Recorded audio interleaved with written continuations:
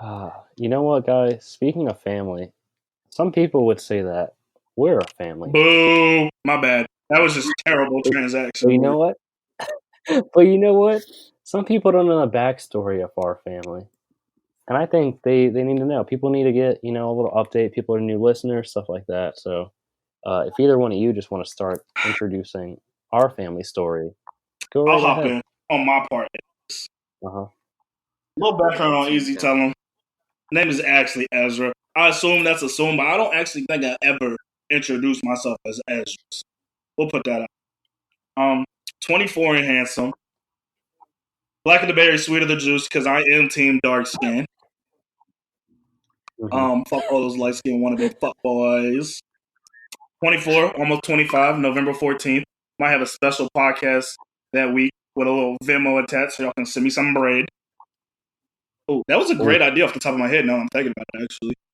Oh, Yeah, yeah. I it might come up actually with kind of something was. for that. From the DMV, DC, Maryland, Virginia, from Virginia, Northern Virginia at that. Got two loving parents who love me. Second youngest of 11 siblings. On my sixth, seventh year of college, nobody's really counting. It's kind of it's a running joke by now, but I'm still here, almost done. Went to camp out in Pennsylvania, northeastern Pennsylvania. Camp Canadensis. Linked up with Paige and Eric, and then we'll link stories when we get to that part. Hold on, you didn't go to camp, you worked at Oh, camp. yeah. Went to work at a camp. Don't get me wrong. I'm not one of Yeah. those Jewish fuckers. Actually, let me preference that because I will fuck the Jews. I just am not Jewish. That was a terrible rebuttal. All right. Paige, do you want to go next? Sure, I'll go next. My name is Paige. Like I introduced myself, I like Miss Paige Lee. People at camp called me Kentucky because I'm from Kentucky. I just turned 25, and I have some brothers and some parents that I don't talk to. I also, so Ezra started a year before me and Eric. So he started summer, 2015? Something like that. And then me and Eric started at camp summer 2016. Mm-hmm. And we all worked on the same side of camp. And we all weren't really that close the first summer somehow. But afterwards, we became closer friends. And then Eric, you can tell your little spiel, and then we'll tell camp stories. Mm-hmm. Eric, go by Eric. 24, just turned 24 in July. Delaware, etc. All you really need to know is go birds, and that's pretty much it. Started the same year as Miss Paige Lee, as she said. Didn't really know Paige that much. I knew Ezra more because of being on senior side. And then I want to say once we went back for our second summer in 2017, that's when we really became gang. Even though at the beginning, Paige was being a little shady and tried to leave us for the internationals. Okay, in my defense, I don't think I ever left you all because we weren't really that close yet. We just felt like we were abandoned by our Southern belle. But when you all really think about it, when did we become friends? Was it before camp? I feel like you and Ez were definitely closer before that, and then I just kind of jumped in because you all were once CIT counselors, and then I was honorary CIT counselor. Well, me and Eric were cool before that year too. Me and Paige were cool. Yeah. And me and Eric were also cool. It just became like a 3-person thing the second. Yeah. Well, it was a 4-person thing. We used to have Haley. Oh, yeah. We still love Haley. Just don't hear from her much. We were going to have her on the podcast, but then we realized, we couldn't have 4 people on here because of that thing. Oh, really? And I wasn't going to pay the $20 a month just to have one more person. True. But yeah. So we all knew of each other. Let me tell the story of our first interaction as us 3. Mm-hmm. Probably my favorite story to tell. So this one day at Camp Canadensis, Eric and Ezra were sitting on this little porch in the middle of camp, and innocent little old me was filling up my water bottle. And from across their way, I hear, "Miss Page." And it was Ezra calling me over. And I was like, "Lord Jesus, what is this about?" Because we were in the same division, but we weren't like super tight yet. So I just walk over, and he starts like hounding me about one of his friends that likes me or something that I literally had not given the time of day to. Apparently, I don't know how accurate that is. So are we going to tell half stories or are we going to tell truth today? The truth, I didn't give him a time of day and he called dibs. The other half of your story is the complete opposite, but is also a lie. So you can go ahead. All right, so at least how I remember it. We had a boy out there. We're not even going to drop his name. He just turned 30, by the way. Happy belated birthday, you old ass. What? Holy Yeah, shit, he really? old ass. Regardless, outside Oh, of that was our boy. He would write love letters and shit. Like, he was sweet. He was compassionate. He was one of the most caring people I know. He would fucking spend his nights when people were going out to the bar. He didn't really drink, so he would spend his nights stargazing with said girl that he was writing love letters to. May or may not have been paid. We never did get to the bottom of it. Long story short, all I remember is bro coming up to me one day, and he was like, "Yo, y'all going out tonight, right?" And I was like, "Yeah, we finna go to the cabins, about to be a little party, drink, blah, blah, blah." And he was like, "Bet, I'm gonna slide with y'all." And I was like, "Aren't you going out of town to so-and-so's house to like..." He was like, "Nah, scratch that. I'm gonna have her take my laundry home and do it for me because I don't got quarters right now. And I'm gonna come with y'all because Paige has been feeling me. So I think I'm gonna let it rock with her this weekend and see what happens." So all I'm saying is she tried to play it like nothing was going on. But bro had a girl on the low. And he was just ditching her completely to come spend the weekend with you. Which he did. So I get that. Okay, but then you actually went to the party in that weekend, and he did not spend a moment with me because I was preoccupied with somebody else. As I said, I get back, and he come up to me like, "Bro, I called dibs," and she wasn't even like kicking it with me, like, "What's up?" And I was like, "Oh, so that's your girl? Is he disrespecting you? That's why you got called over to address it." And in that meeting, I think it went as you still saying you and Anthony was like working something out or something. I don't know. Oh my God, no. Jesus Christ. And just like right now, I just sat back and watched it happen. Yeah, Ezra or Eric, the first time I met him, did not say a word. No, when I meet people, I'm trying to scope out the situation, especially just seeing all this drama go down. Yeah, you gotta feel that she might be maybe messy for how that was handled. Like, you got a man who called dibs. Like, what could you have possibly not be spending time with him? I don't know why she was getting water without him, personally.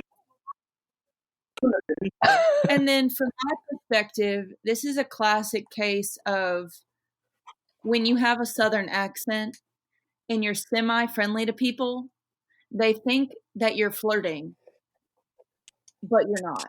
You're just... See, I don't know, because he wasn't no city slicker. He was from down Texas. He was. Yeah. So he's heard accents before. Well, I literally don't know. Like, to this day, I am still confused as to why he thought I was interested. I think he's just confused on why he didn't respect the dibs. Those deleted texts between you two.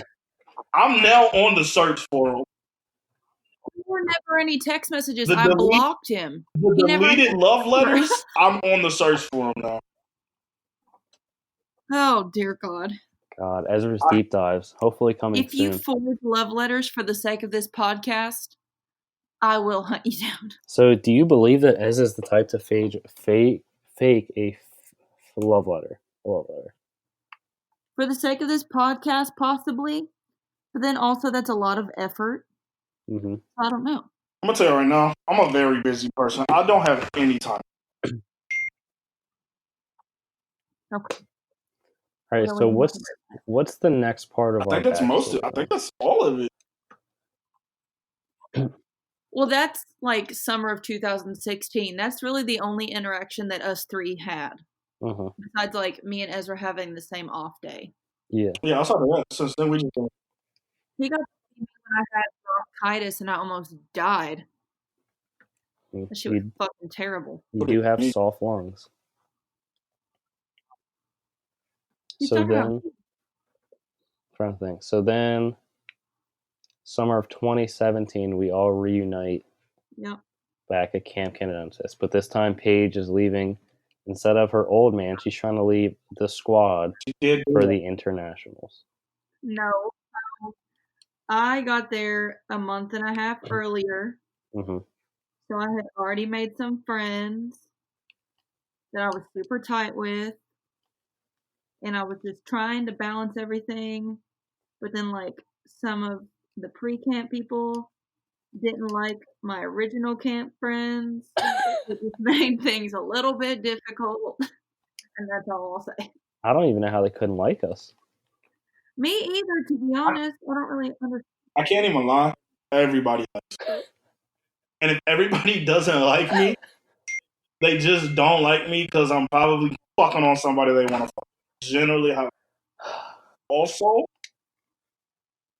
I fell in love time and time again at campus. Two beautiful blondes, one a very pretty brunette. Oh, the brunette from year one was, oh my god. I was doing.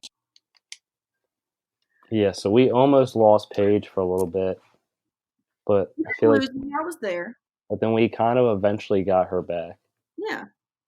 I just had to figure out how to balance everything. Which basically meant she was trying to leave the squad.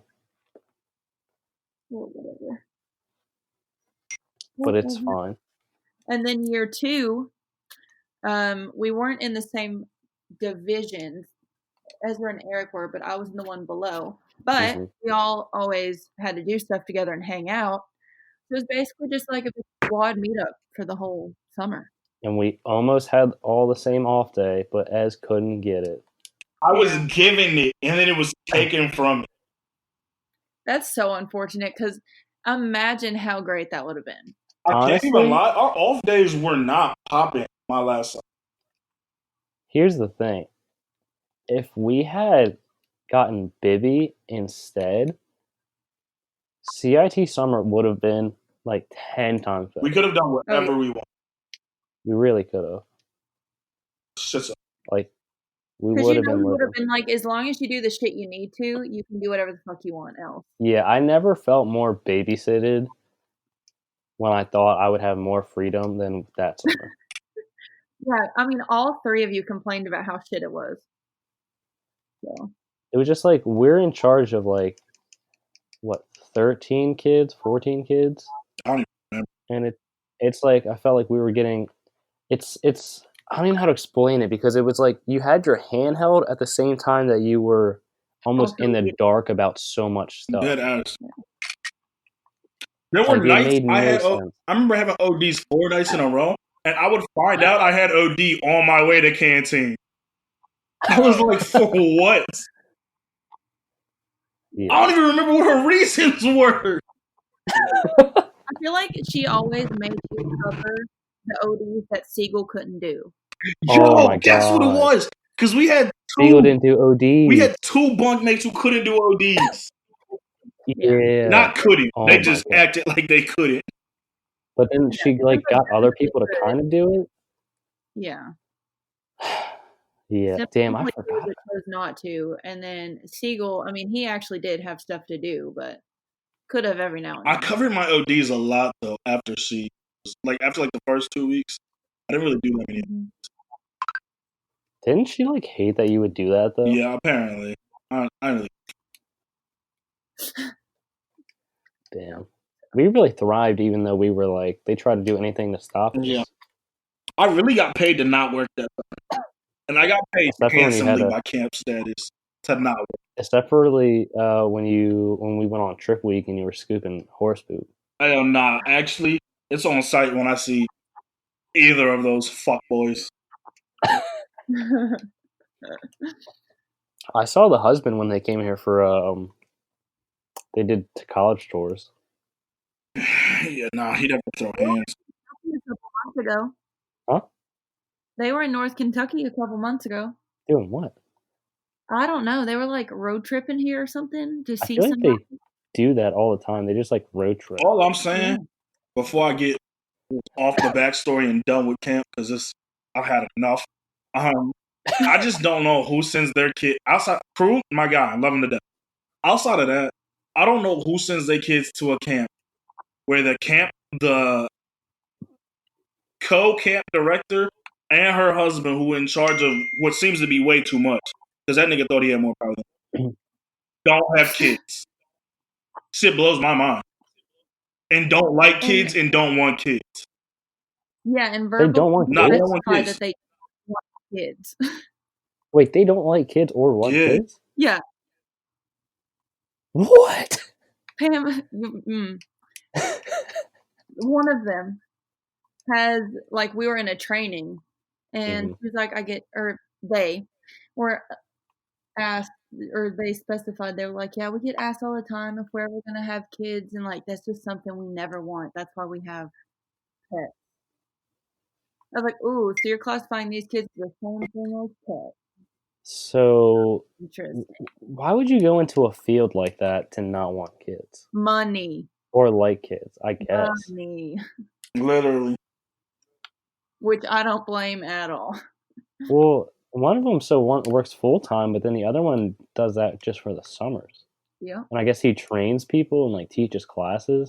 Oh, don't make me pull up the Rate My Professor.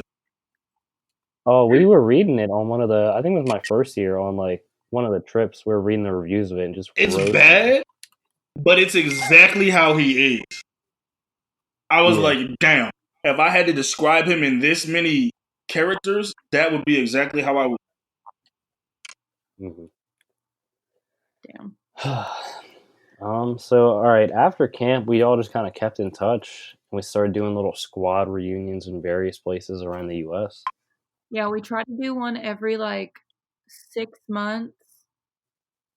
And I fucked up this past year because it took me a year to get to one, but... Yeah, you missed out on the North Carolina Nags Head boys.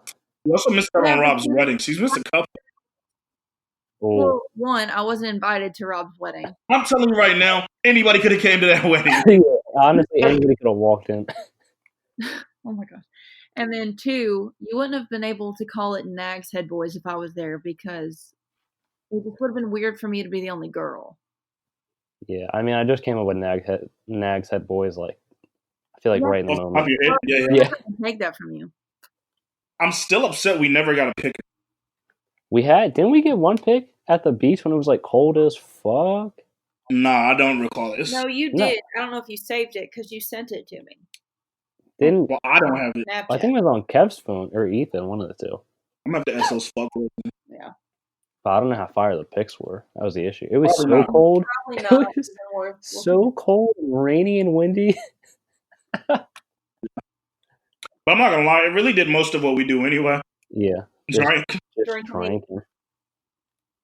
Fucking made the medicine on a live stream. No big deal. Oh, yeah, I need more medicine on the phone. Iconic. And we're probably going to have... I don't know when the next one's going to be. But we got to do something. Yeah. It'll be soon. Either November or January. I'm thinking it's probably just going to be January. But we'll keep the podcast posted. Oh, yeah. You're supposed... all right, yeah, we have something maybe in the works for November for your birthday. Yeah, we can... If you don't turn off your goddamn notifications. Yeah, dude. You have your phone in your hand. You can see when you're notified. I don't got my phone in my hand. Bro, I hear all that dinging. Yeah, it'll be dinging, but it don't be in my hand. You've got... Yeah, just turn the ding off.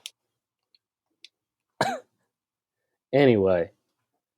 Yeah, we'll have something hopefully in November. But yeah, for those who were asking, that's how we met at camp, being very underappreciated employees, I'd say. Oh, for sure. But overpaid. Because the more I look into it, I was overpaid. How much were you overpaid by? What do you consider overpaid? I just remember when various other people would tell me what they made, I would have to scoff at them like peasants. But you were also Mainly a Haley, director. because we started at the same time, and she's got a degree, and I've always made so much more. But you were a director. She came in as like a general, didn't she? Yeah, but I don't really do anything. Yeah, but you still have the title. That's all. Yeah, I did have a title.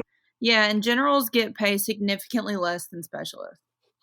And I had Christian as my assistant that year. I didn't do shit. Yeah. That was hilarious. I made like a decent amount too because I had a degree and I was a specialist. I don't think I made as much as Ezra, but it was like close. Nobody made as much as Ezra.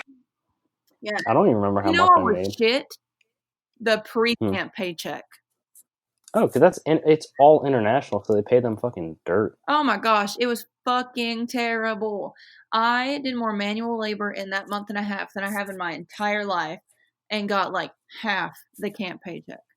Yeah, because you're just getting camp ready and you're like painting and sweeping and fucking doing all that And I mean, bullshit. That's what I would never I do. only work like 9 to 5, but still. No, that's too I was much. bitter. But anyway.